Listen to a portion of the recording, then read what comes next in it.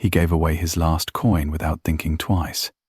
He didn't expect a thank you. He didn't expect anything at all. But what happened next turned his small act of kindness into the worst moment of his life. The old man stood at the corner of the busy street, his broken wheelbarrow beside him. People walked fast. No one looked at him. A little girl stood near a snack shop, her eyes fixed on the colorful ice creams and packets of chips. Children around her laughed, bought treats, and ran away happily, but she just stood there watching. The old man noticed her. He sighed softly, his chest tightened in a strange way, a feeling he couldn't explain. Slowly, he reached into his pocket. He pulled it out, one coin. Just one. He stared at it for a moment. That coin was his meal for the day, maybe even for the night. He took a deep breath and walked toward her. "Here," he said, his voice broken and unclear. The girl looked up, surprised. "For you," he tried again, struggling to form words. She took on the coin slowly, as if it were something precious. "Thank you," she said, her face lighting up like the morning sun. The old man tried to smile. He wanted to say something, anything. He simply nodded and walked away. Behind him, the girl ran to the shop. She bought a small ice cream. The shopkeeper handed her back a tiny coin as change. A small coin. Days passed. The old man returned to his usual spot for begging. His cheap prosthetic leg made a faint dragging sound with every step. Then suddenly chaos. A man came running at full speed, his face filled with panic. "A thief! Catch him!" someone shouted. Before the old man could react, the thief crashed into him. Both fell to the ground. A bag slipped from the thief's hand. The old man's eyes fell on it. Without thinking, he grabbed the bag. The thief turned back, furious. "Leave it!" the thief growled, pulling hard. The old man shook his head, gripping tighter. "No!" he tried to say. His weak body trembled, his arms burned, but he didn't let go. "Oh, fool!" the thief shouted, pulling harder.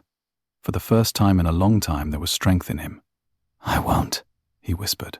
People were getting closer. The thief panicked and ran away. The old man fell back, still holding the bag tightly.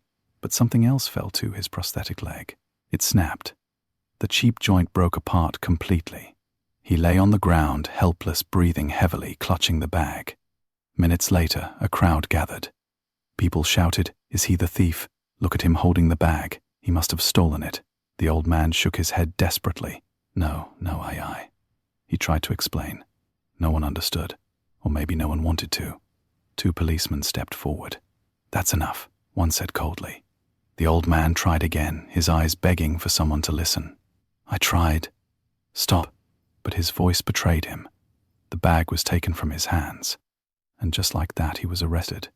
Days passed. The old man sat in the corner of the cell, staring at nothing. "On why?" he whispered to himself. Then one day, a new testimony arrived. Everything changed. A police officer came inside. Someone had seen what really happened that day. It was her, the little girl. She used the same balance coin to make the call that saved him. The report was clear. The old man hadn't stolen the bag. He was released immediately. He was compensated $20,000 for the injustice he suffered. The old man stood outside, but he wasn't looking at the money. His eyes were on the little girl. Tears slowly filled them. He tried to speak, but once again no words came. This time they weren't needed. Because in that quiet moment he understood everything. Sometimes the smallest act of kindness feels like nothing in the moment. A single coin, a small help, a quiet gesture. It may seem insignificant to the world, but life has a strange way of remembering what we give. The good we do never disappears. It travels, it grows, and it returns when we least expect it. In a world that often ignores kindness, never underestimate its power. Because one small coin can come back as the miracle that saves your life.